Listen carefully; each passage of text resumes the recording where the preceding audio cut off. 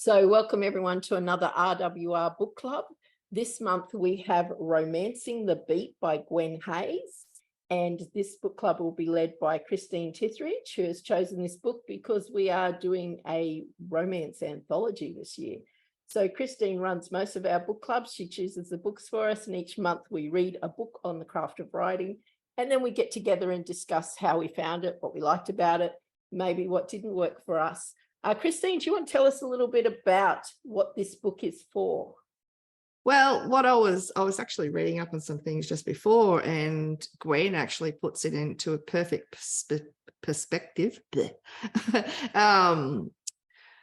Writing a well-structured romance is not the same as writing any other genre. And I think that's where we have to look at. That's why we look at reading these how-to books on romance, because it is a lot different. And she also states that romance arc is made up of its own beats, and the external plot and theme need to be intertwined or braided into the romance arc. Romancing the beat is a recipe, not a rigid system. The beats don't care if you plot, outline, or pants. So basically what we do as writers is we set up plots and we weave our story through our plots.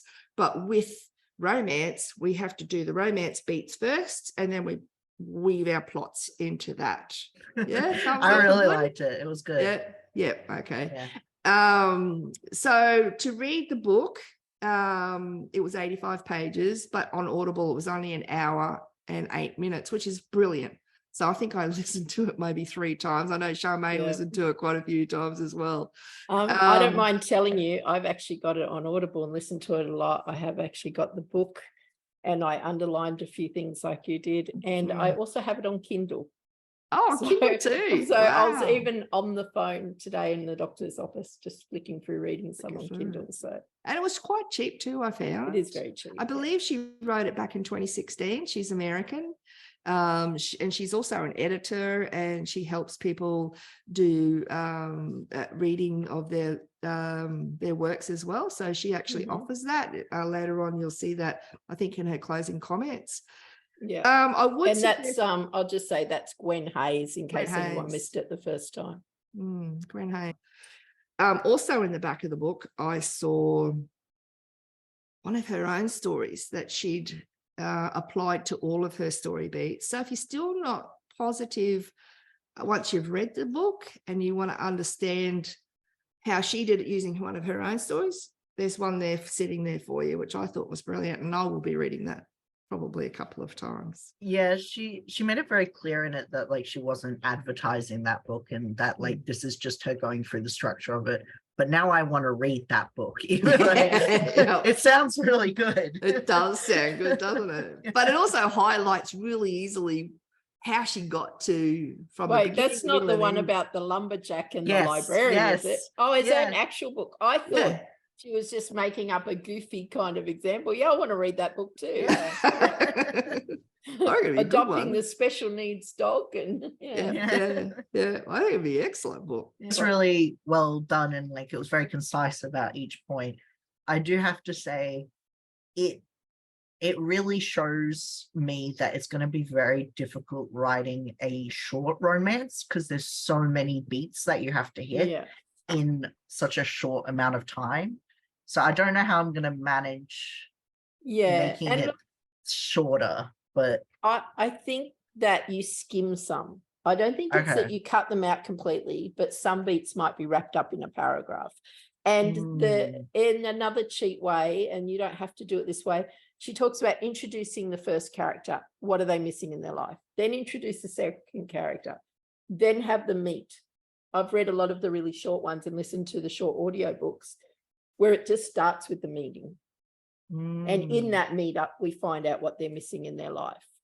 So there's some things that you'll be able to skim over. It's the same with any novel where you might have the increasing danger, and you go right deep into each of the problems that the character faces, and it's usually going to be 3, and it usually escalates. But in a short story, you could skim over those first 2 and get to the bigger problem. Just hint that they maybe have already happened, or that or just go quickly over them and make it get, harder. Instead of having 3 different problems, have the one build up. Yeah, Something yeah. like that. So there Okay, are that ways makes to sense. condense. Yep. Yeah, And then you cut. So you can write it long and then cut. yeah. Well, these, if I don't know, Yep, we can see those. you can see those for Janelle. So what it is just some little squares, and inside of it has what she talks about, which is phase 1, the setup. And on it, there is 5 different beats. They call these beats. And the first one says, introduce your H1. And if you got to read the book, you'd understand the H1 and H2, the 2 point of view. So something that Gwen talks about is that she said you need to make sure that you have, and I don't know, I don't always agree with it because I won't be doing it in my first story, but she talks about having the male, the female, or the female, the male, whichever POVs you've got, having the same amount of space and introduction. So you get to know both. So in the first part of your story, you will meet Julie and you'll learn about her problem and whatever it is, how she's going to start. And then you would meet Jeff and who he is and what he does. And then in the next section is the meet cute is. So in the introduction of the H1, it says introduce protagonists in a way that makes the character compelling. Show your character's slice of life, but throw a hitch in it. Okay. Give or introduce your character's external goal and introduce or hint at what your character needs. Now that's for both the H1 and the H2. And they're really good little questions for you to talk to yourself about and see what you can come up with. And then we go on to meet cute, which is H1 and H2 meet for the first time on the page. Make it memorable. This is the story they will share with their grandkids one day. To be honest with you, I in a short story, I think I'd be starting with the meet cute because we can intertwine the introduction of H1 and H2. I don't know how everybody else thinks about that, but that's my thought on that's how I saw it anyway. Especially in a 4,000 word anthology piece that we're looking at, you need to be able to get straight into the action, straight into the problem, straight into how they met or what the problem was when they met. So I suppose we're taking out a little bit of it. What do you think, Charmaine? I think that it's possible to do it the way she says. I have seen a couple do that, but I personally would like to start with the meet cute or seconds before they meet. Like you can start in somebody's head and they're just currently, we see them heading for each other. So if your meet cute is going to be someone spilling coffee on the other person, you might want to show that, that train wreck about to happen. But starting right after the coffee has just been spilled is also a good move and saves you a lot of words. Yeah, that's so true. Yeah, I was also wondering as well, because they say introduce character 1 and then introduce character 2, but I guess that's only if you're doing like a third person, multiple perspective sort of story. If you're doing like a first person, you can't really like, And you can though, because like most stories, yes, if you've got 2 points of view, you'll either be third person, or a lot of thrillers will go third person for the detective and then weirdly go first person for the scenes where we get to hear what the killer's thinking before we find out who the killer is. Some of the romances that I've been reading have got 2 first person points of view, and each chapter is just titled, especially in the audio book because you can't see what's happening. Each chapter is titled with the name of the protagonist. So they'll tell it from her point of view, and then we'll get a scene from his point of view. And you don't have to do that. Some stories are told solely from the woman's point of view. There's probably some told solely from the men's point of view, but I'd say most are told from the women's point of view just because it's a bigger market. But it's very cute because you get to see the angst and you get to see the frustration and feel the frustration of knowing what they don't know. And just like, come on, guys, sort it out. I agree with that. I agree with that. Yeah, absolutely. Then we go on to No Way One. And it says the argument your character voices against falling in love. It sets up the romance arc for the reader. The character basically says, either out loud or internal dialogue, the reason that he or she will not fall in love. Not now, not ever, but especially with the character from the meet cute. So that's really interesting. How do we, I don't know about you guys, but I thought about how good my couple that I've got in my story will be together. And now I've got to try and find a way to tear them apart, which I know that could be fun too, because if I also like writing crime. So we could always find something spicy to do that with. Has anybody got any ideas of how they would like to pull these two people apart now that they've met in a meet cute? They sort of like each other, and then they're like, yeah, no, it's not happening. Anybody got any ideas for that? No. Well, Me, Not yet. I am working on that with my one at the moment, because I've been going through the book and trying to fit my story to these beats. So in my one, it's more that there's assumptions made on both parts, and her assumption is that he disapproves of everything that she is, because he appears to disapprove of everything she is. She's very chaotic and he's very organized.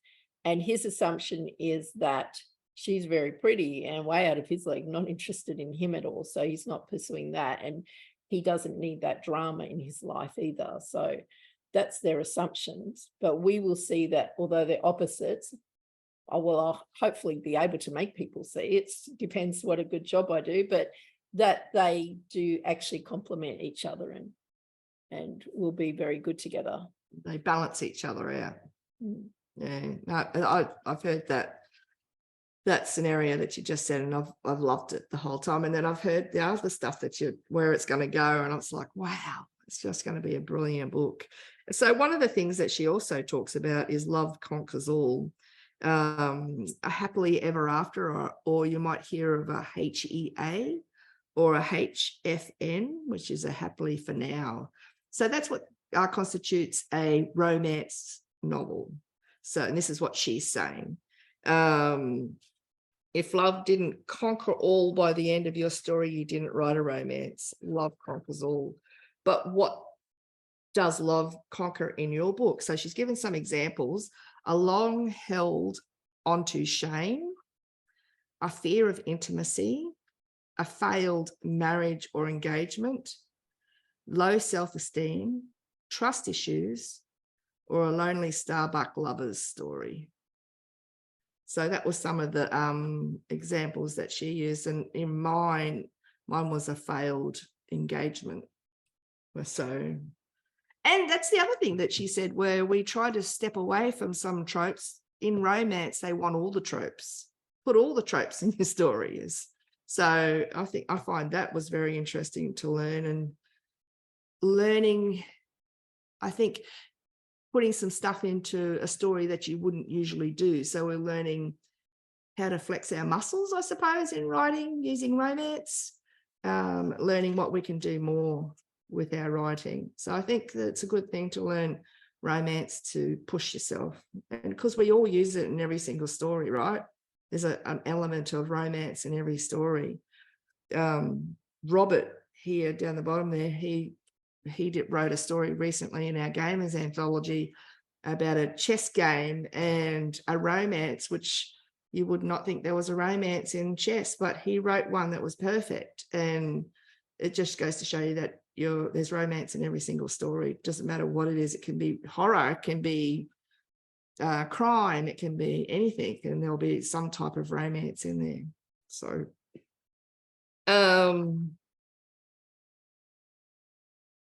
she talks about, I don't know if you guys heard it or not, she said she wanted to put an earworm in our heads about going from wholehearted with a H to wholehearted with a W.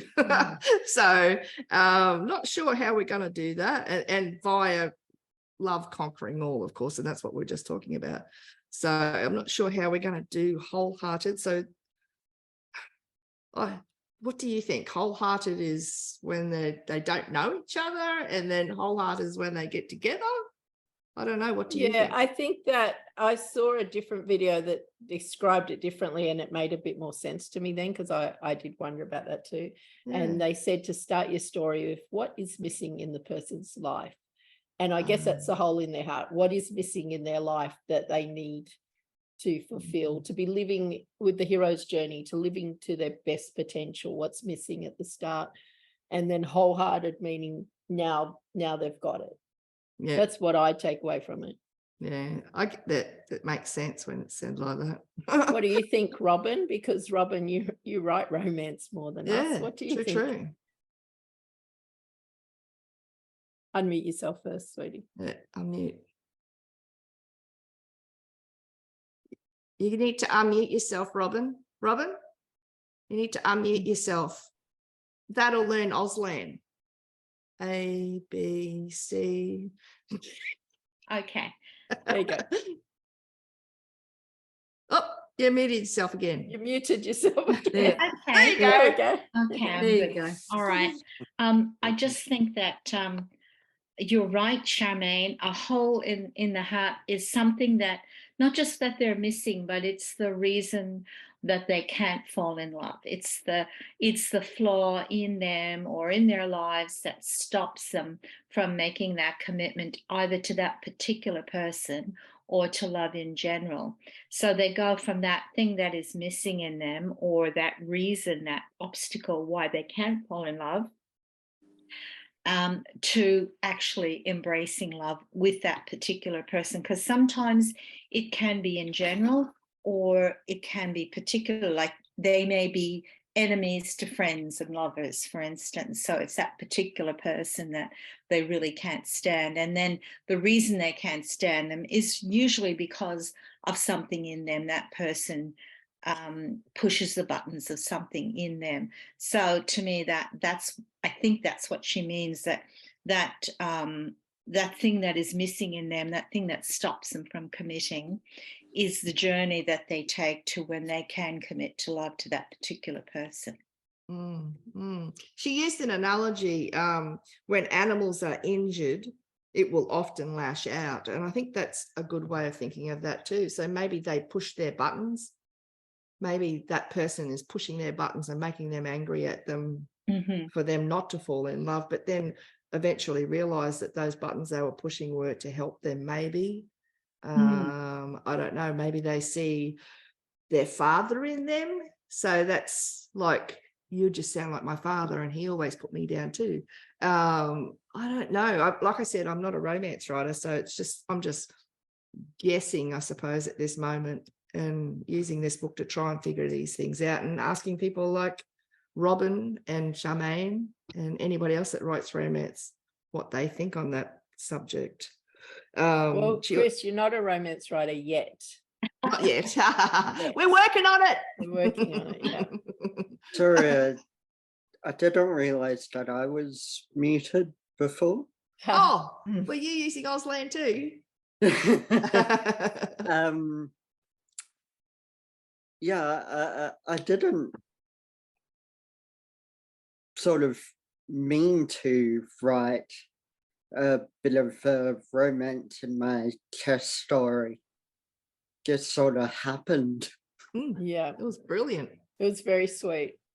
What was that line that you liked in my Robert story? knows. I tell everyone my favorite line of any romance story I've read was in Robert's non-romance story that had romance in it, and it was the story revolved around chess, and him and his girl are back at their apartment, and apparently they sat up all night talking chess notions. Whispering sweet chess notions or sweet something notions, like that. It was yeah. just like, it was just Perfect. gorgeous. Yeah, I love it. It was a really great, it was a great scene. Just sort of, and it tied everything together. And that's the other thing, right? Do these romance scenes tie stories together? They must, right? Because you're bringing characters together, and that's what we all want to see. I mean, people watch Days of Our Drearies and Days of Our Lives and all those shows on TV and we watch the characters to see what they can do, who they're going to end up with. As long as you don't watch them for too long, like 20 years, and everybody's had babies with everybody. But yeah, I think that romance, if we learn how to do it properly, is going to be a benefit to all of our stories. What do you think about that?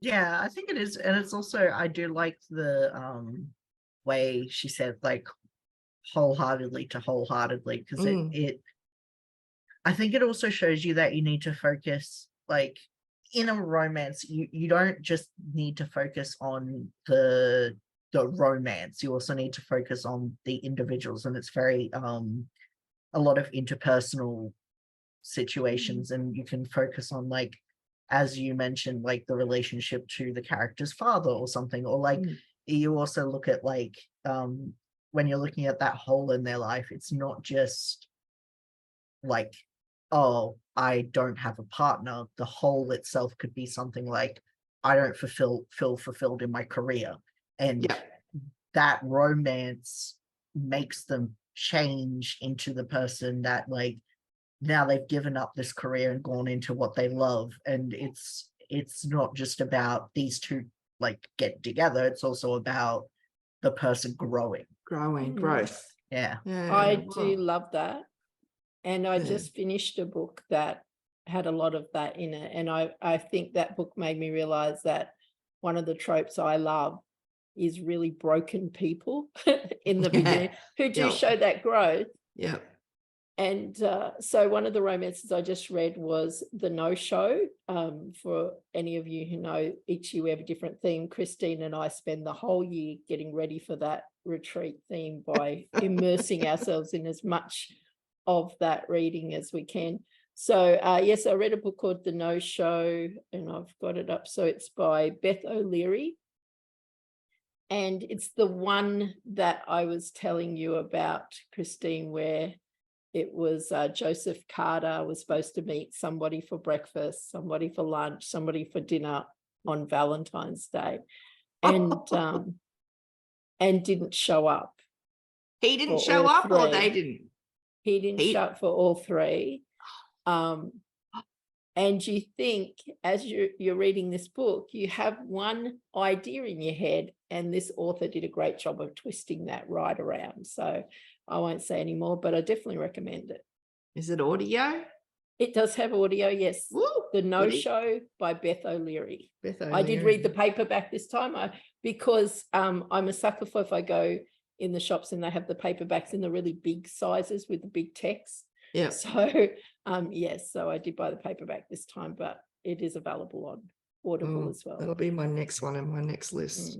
And it's one that you have to keep trusting, keep reading until you get to the twist. Okay. Oh, I remember you said you stayed up to 2 o'clock in the morning reading it. Is that one? Yeah. That must be a good book to keep you up that late. Yeah, everyone knows I'm a 9 p.m. in bed. I could be like the ambassador of sleep programs. I could be running masterclasses on sleep. Yeah, but I stayed up really late reading that one. Must have been good.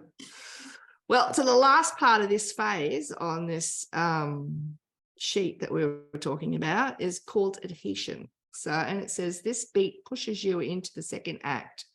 It's a plot thrust. I think she uses a lot of these words just to make people smile. They cannot walk away from the other now, not until they see this conundrum through. Make sure your glue is sticky here.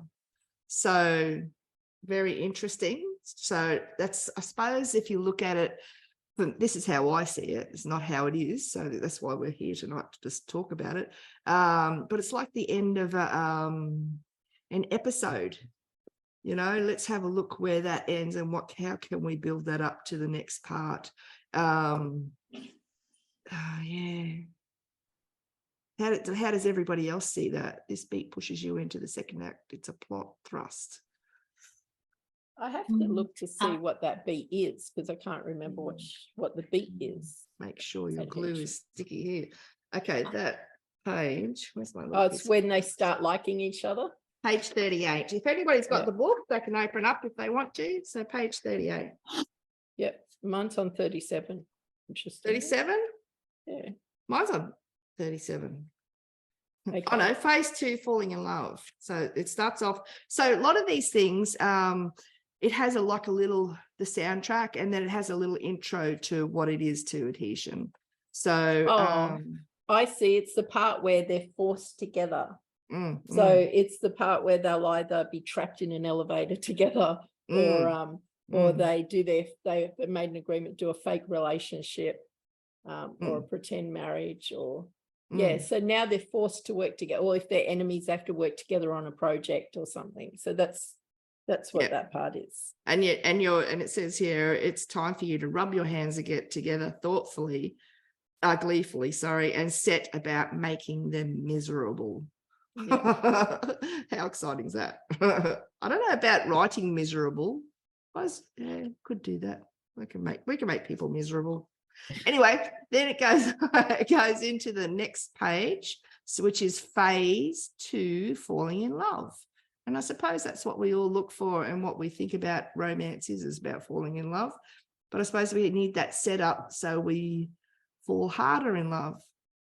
Do you think that? Yeah.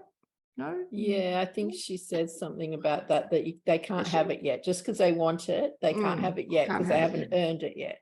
Yeah. I'm wondering with the adhesion stage, is it like it's the scene where they're forced together? They're but adhered, is that because is that part leading in, like, is that separate from the falling in love stage? Because like sometimes you have them in the forced together, but then they start showing that they actually are enjoying it. Is that a different that's the stage? trigger. I think that is correct. That's what comes next. Yeah, So I agree. They're forced together, and oh well, isn't that terrible? But then they kind of start to like it. Yeah. Okay, they do a bit of side eye at each other. Yeah. Let's do a bit of side eye. I like you. Like I hate you, but those are some nice apps. Look, give them a bit of a once over. Yeah. Or they actually get to see the person a little bit deeper. So they get to see the good side of them as well now. And if I was writing that and they're in an elevator and they're doing a bit of side eye and starting to like each other, I'd have one of them expire wind and then finish it. Just because a bit of rom-com, a bit of fun, just being silly. I liked a bit of fun. As long as it's her, then it breaks the stereotype. So she'd go and he'd go, "Boop, is that right?" Just disregard that.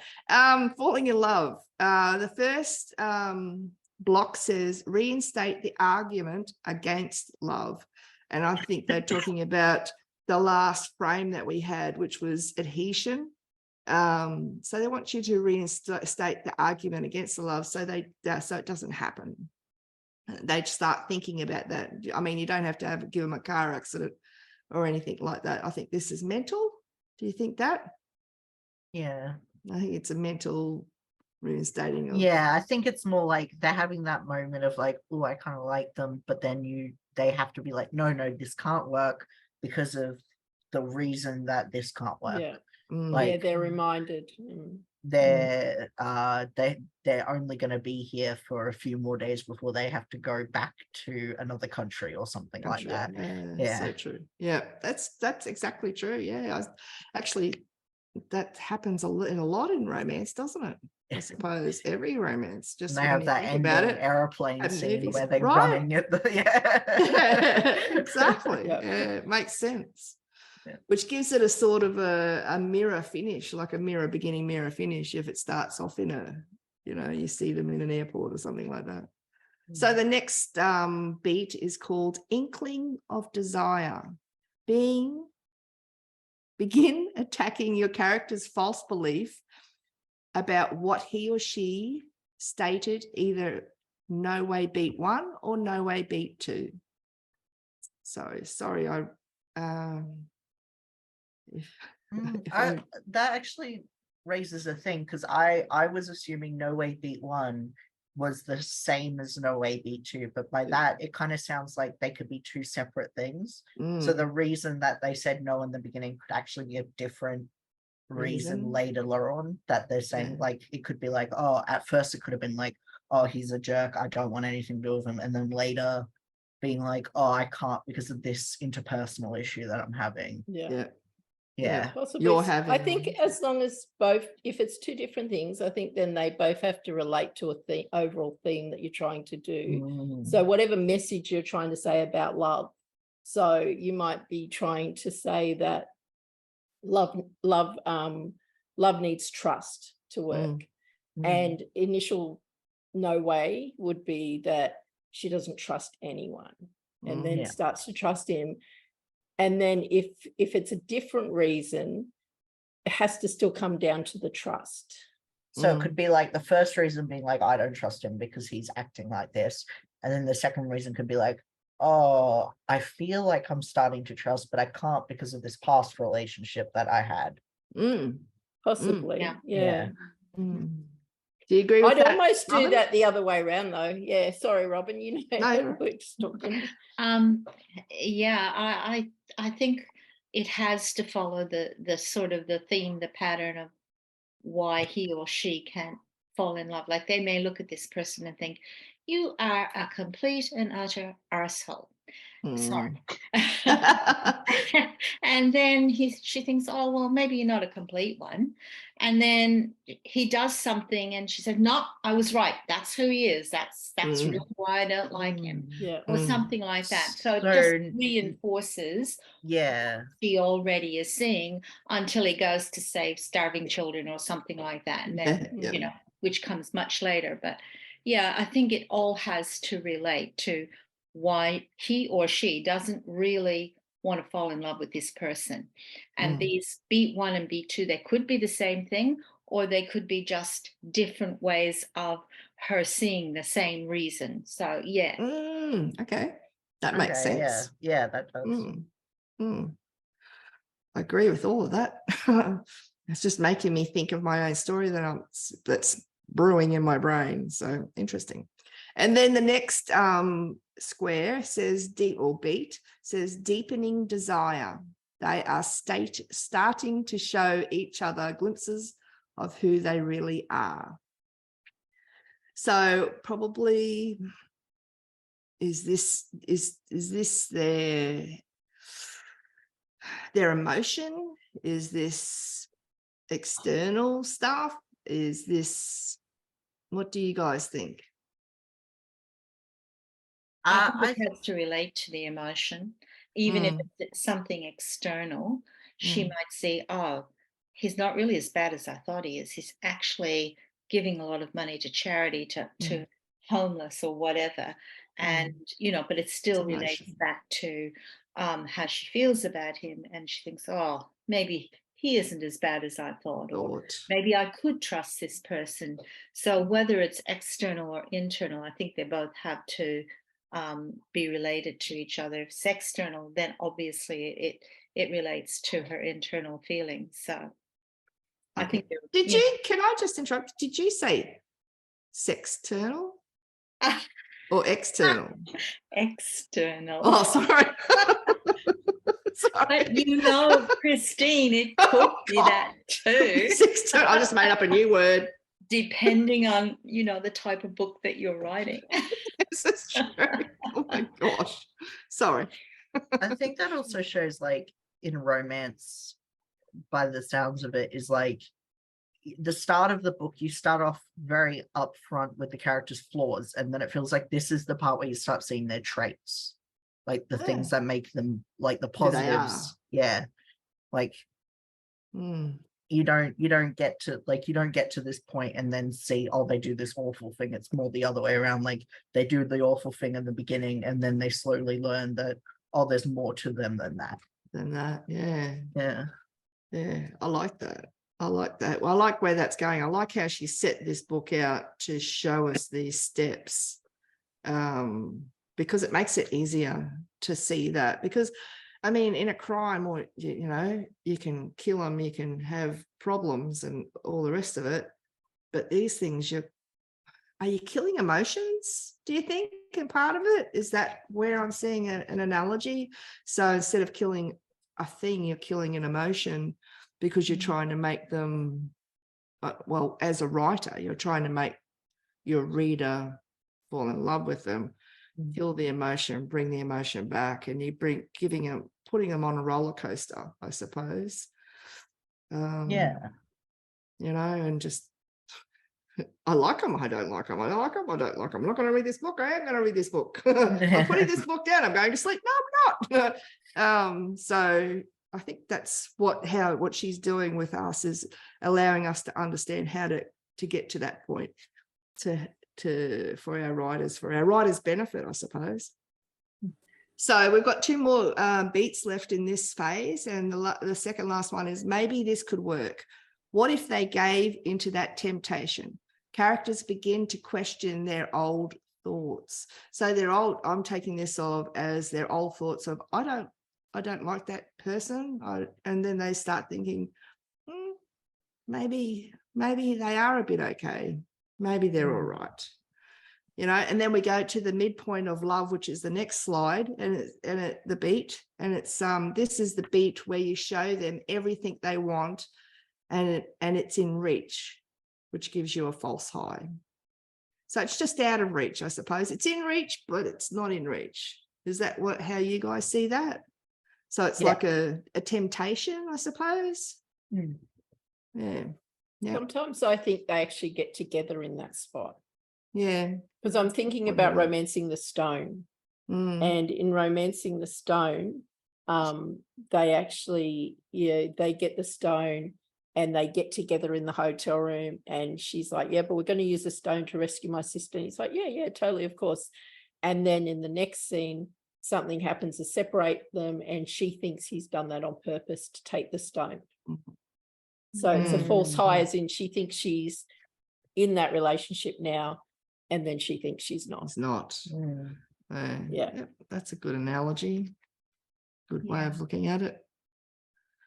So the third phase she talks about, so that I think that was the first 25%. So I think we're up to the beginning of the 50% mark. So the middle, part of the middle. We'll say goodbye now, but see you, Robert. Yeah, see ya. bye, Robert.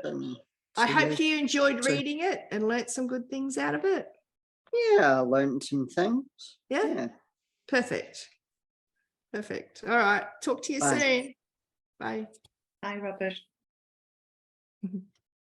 So the third phase is retreating from love, which I think is the part where you sort of, do you overthink?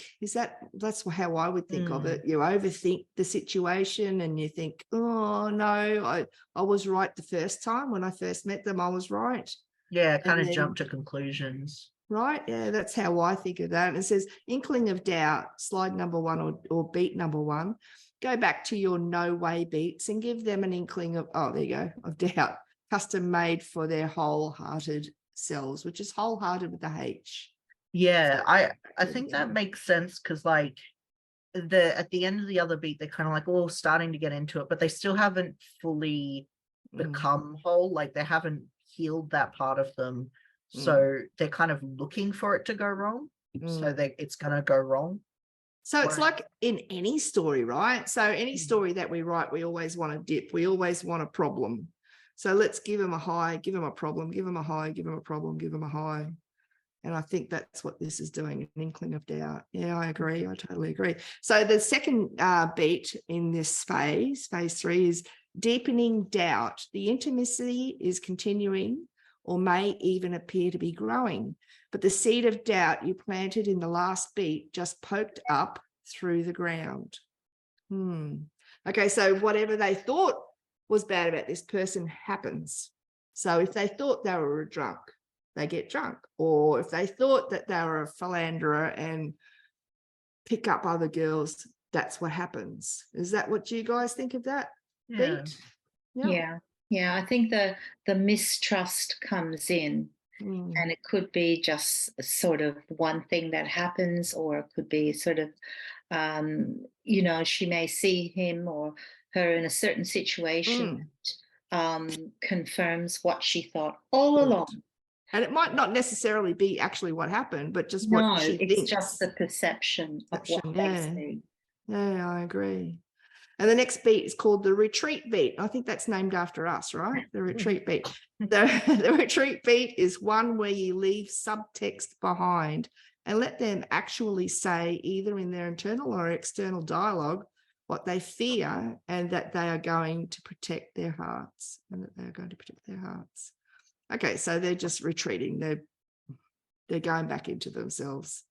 So it's, I suppose it's almost like starting the story again, isn't it? Sort of in the character's point of view, it's like, I'm done.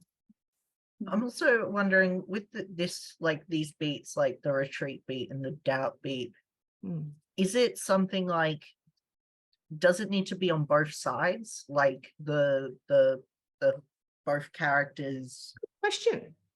Both feeling doubt, or is it just have to be on one side, that one character is feeling doubt and then the other character's kind of like, well, no, but they don't believe them or something? Like, I've seen both in stories. Sometimes it's one-sided and then one side sees the other pull back and the other side's like all in and they're like, what's going on? What did I do? And then sometimes it is both sides, but not very often. What do you see, Robin or Janelle? I think generally speaking, it is from one person's point of view. It's usually the main point of view character, because what usually happens is the trust has been broken in some way. For instance, she's been left as a child. Her father's walked out. This person seems like they're walking out and they're leaving her, or she thinks they're leaving them and she thinks, that's it. I'm done. You know, this has happened before. I thought he was like that. He's shown me he's like that. I'm out of this. And so I think mainly it is from the main character's point of view, but that is an interesting question because maybe in some cases it could be from both points of view. That could actually give you a point of difference. So in writing, I always enjoy, and what I look for in a story is a story that's different. And that could actually be a point of difference in a story, actually having to have it happen at the same time. I don't know if it's going to work, but I could see it being interesting, trying to figure out how you could do that. I don't know if it would work in a short story, because then you're going into two problems, but you might be able to, because we've increased it to 4,000 words this year. So you've got an extra 1,000 words to play with. Everybody will be going, thank you. So no, they'll be going, it's not enough. Not enough, it's not enough. Oh, and the last two beats is in this phase 3 is shields up. Whatever they foretold in their no way beats come true. No way beat. I don't believe in love, will never love again, and don't deserve love because, and shields up beat. I knew better than to believe in love, love again, think I deserve love because when I let my guard down, this happens. So they're just going into full Star Trek mode where they're just closing that door and they're just not letting nobody back in, you know, locking that door, and that's the end of that, and I don't need it. And I suppose there's a lot of self-talk and a lot of negative self-talk in there too, by what I can understand from that beat. Charmaine? Yeah, I think so. I think that's just like the darkest moment in the hero's journey, where you think that you know what you care about at the start of the story, but you grow to care more about something else, and at that moment you think you've lost the most important thing to you in the world. I mean, if that was the hero's journey, that's what would be happening there. They've lost the thing they thought they couldn't stand to lose. Yeah, totally agree. She's actually laid that out really well.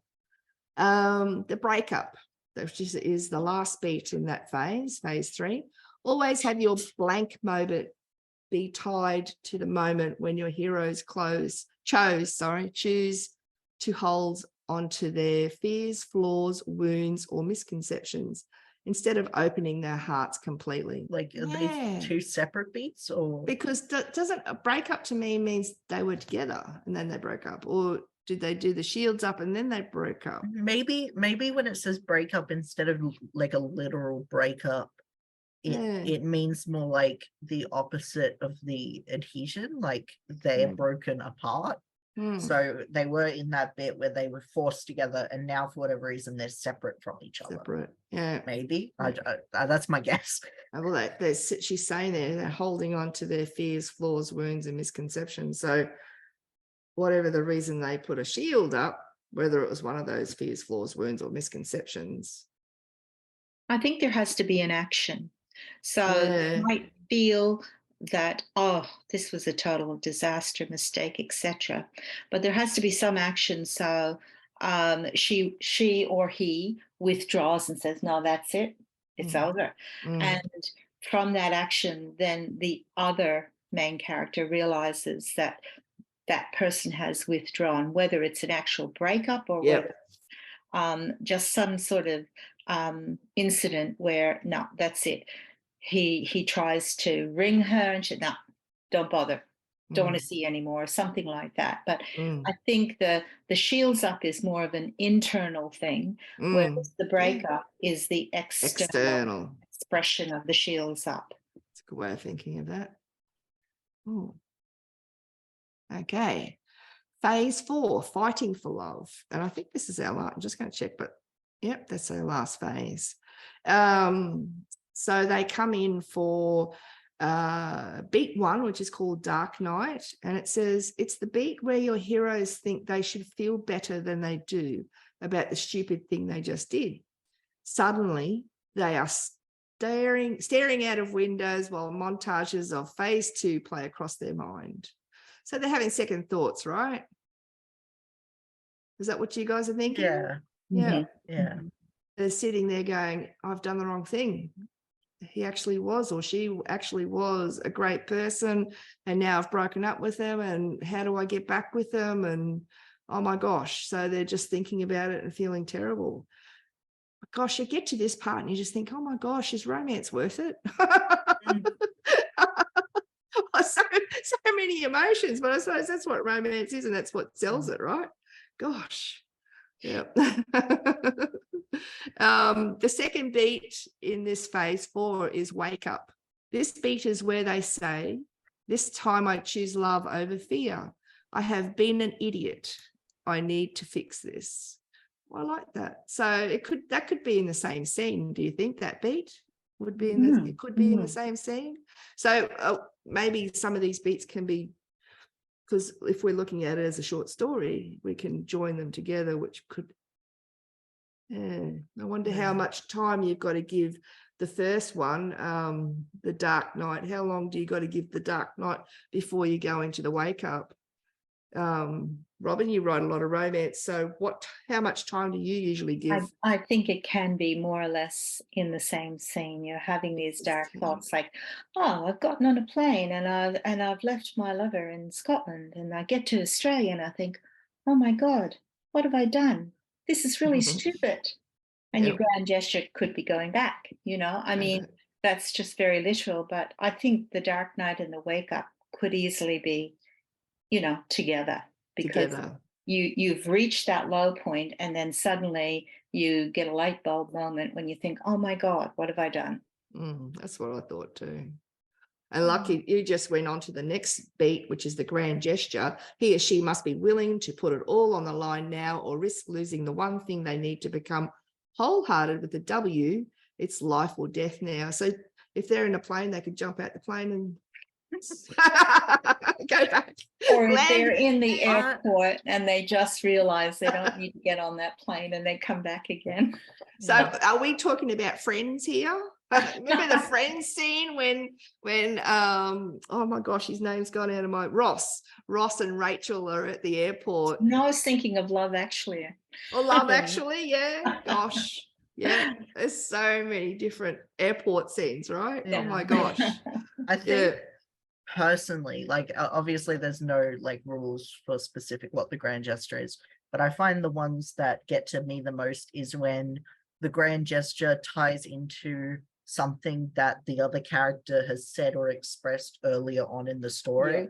So like, oh, I used to like get these like little, I don't know, like I went to this little shop and there were these flowers there, and they get those flowers to go to them, and, you know, Yeah. like So it specifically ties it. tying it in. Yeah. So you know that they know them. Yeah. you It's know that not you know just- that they know that we know. Yeah. Yep. Yeah. Oh, I love that. What a great idea. So we need to think about that grand gesture at the beginning of our story to see if we can link that in. I love that. I think that's I love that. That's excellent.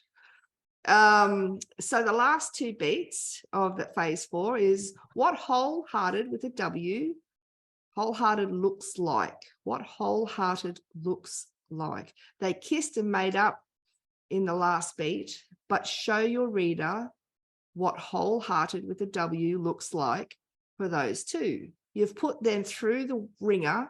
This is your chance to make it up to them. See, So again, I don't like, is this separate to the epilogue? Because I've seen things where the book ends with the grand gesture and then the epilogue is showing what wholehearted looks like. So could you link them together? I think so. I think you've got another 2 beats that could be linked. Absolutely. Yeah.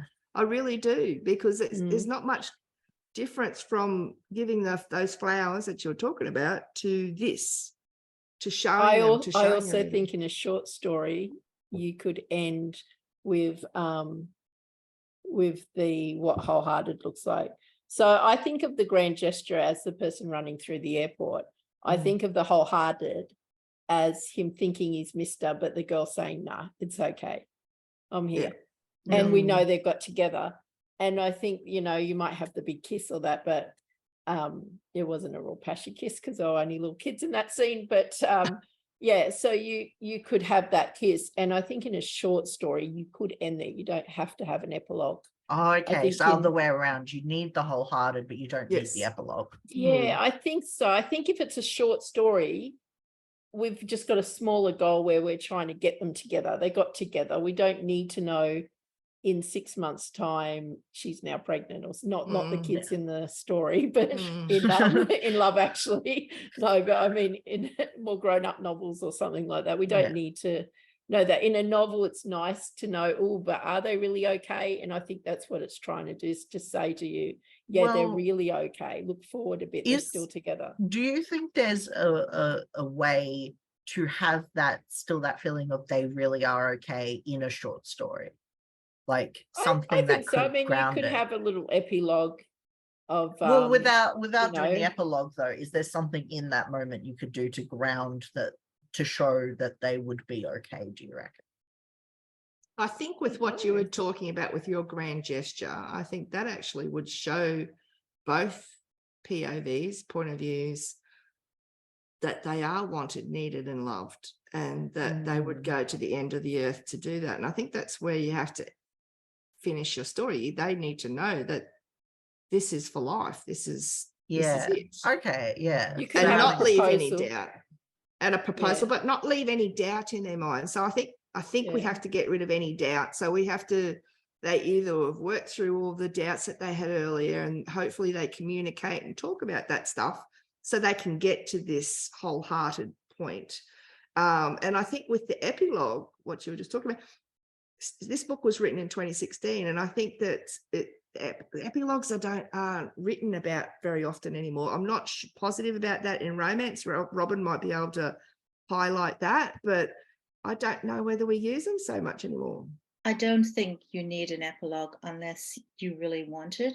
Some people like an epilogue because they're so invested in the characters. True. There are lots and lots of romance stories that just end with, you know, the last 2 beats, a grand gesture, what wholehearted looks like. You certainly don't have to have an epilogue. And I think she kind of hints at that in her book.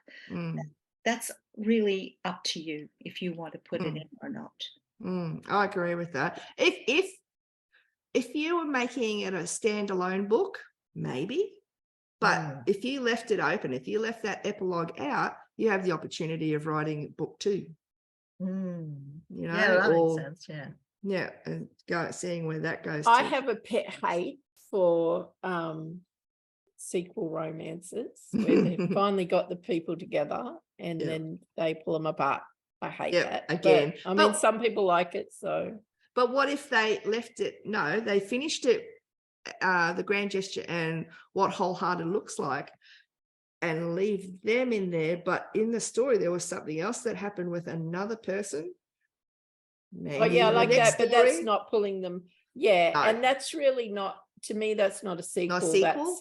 That's just a series tied together by people, because to me a sequel is this story continues on, whereas enough. that is, now let's look at that story that was happening on the side there. But yeah, there are a lot of people that do sequels though, where they finally get them together and then they pull them apart and we And start they put the them second together. book with The them only trying to get back together. Yeah. the only time I've said that has worked for me is Scream Oh yeah. with well, Dewey and I forget her name, but I'm still angry, so we can't talk about that. Just wondering if anyone found one part in this book where you realize, like when you read it, you realize, oh yeah, I have seen that in every single romance, and you didn't realize it before. Did anyone come across something like that? Not every single, but yeah, I like most of them. The one that got me was the bit where the breakup bit or the doubt bit, like they all had that moment of like, oh, we can't be together, and then we can, and then we can't, and then like we can't.